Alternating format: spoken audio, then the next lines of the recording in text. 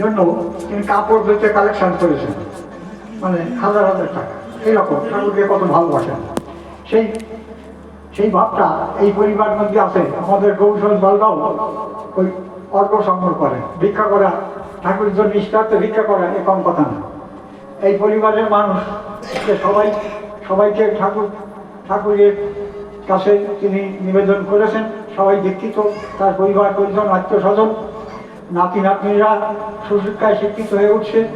সুমন্ত তার মেয়ের ঘরের নাতনিটি সে মেয়ে করছে।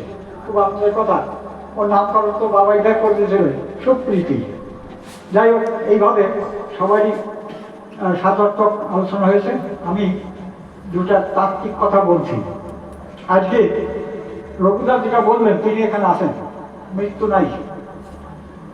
এই দেহটা যখন চলে যায়, দেহর মধ্যে জ্বালা যন্ত্রণা থাকে, শ্বাস প্রশ্বাস, দুঃখ কষ্ট, রোগ ব্যাধি, হতাশা, নিরাশা, হিংসা, বিদ্বেষ, রঘুদা বললেন, এসব থাকে। কিন্তু যখনই বিগত আত্মা হয়ে যায়, তখন আর এই জ্বালা যন্ত্রণা থাকে না। তখন একটা জ্বালাই থাকে, আকর্ষণ।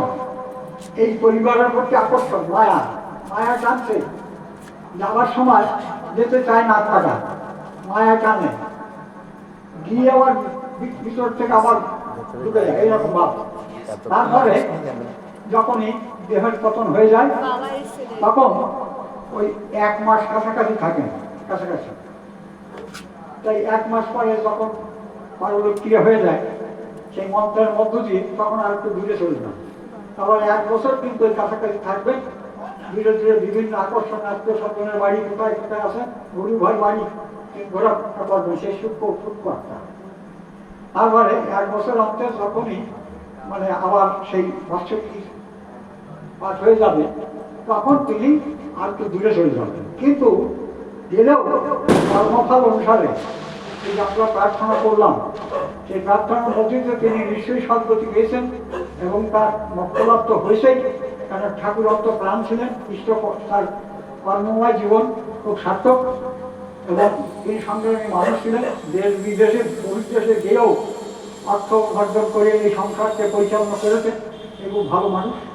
তাছাড়া তিনি এই যে ঠাকুর বলেন, এই দেহের পরে পদার্থের ত্রিভুজ অবস্থা, কঠিন, তরল, গ্যাসীয়। তারপর আসছে কঠিন, তরল, গ্যাসীয়, বায়ু, 3 রকম। চতুর্থ একটা অবস্থা আছে, তিনি চতুর্থ অবস্থায় আছেন।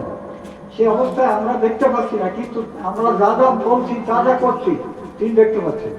কারণ সেখানে তার মনটা আছে, চেতনা আছে, তার চৈতন্যময় সত্তাটা কখন ভাঙে না। চৈতন্যময় সত্তা সেটা ঠিক আছে। কাজেই আমরা যা যা করছি, যা যা জায়গায় এসেছি, সবাইকে তিনি অনুভব করছেন, দেখছেন এবং তিনি খুব আনন্দ পাচ্ছেন। যাই হোক, আমরা যাতে এই যে পিতৃদেববাবু, মাতৃদেববাবু, আচার্য দেব, পিতামাতা আচার্যকে খুশি করতে পারলে ত্রিলোক জয় হয়। আর এটা একটা পুণ্য কর্ম, তার ছেলেরা এটা করেছেন। আর যারা উপস্থিত হয়েছেন তারাও পুণ্যবান। তার কারণ এইসব কাজে প্রার্থনা করা একটা বিশেষ পুণ্যের কাজ, তার মঙ্গলের কাজ। এবং এই মাতৃভক্তি, পিতৃভক্তি মধ্যে, পিতামাতার স্মরণের মধ্য দিয়ে মানুষের শক্তি আছে।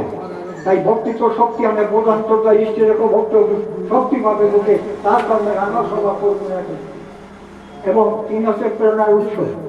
এবং সেই জন্য কীর্তিকথন করতে হয়, পিতার জন্য যতটা করণীয় তা করে চলতে হয়। সকলের আমি মঙ্গল কামনা করি। বিপ্লবের 2 ভাই, প্রথম একটু কষ্ট হলো, তার মধ্যে সেই কীর্তি শক্তি এসে যাবে কিছুদিনের মধ্যে। তারা আবার ভরপুর হয়ে সংসার পরিচালনা করবেন, এই প্রার্থনা করি। আর শেষমেশ বিশেষ মানে নিবেদন হচ্ছে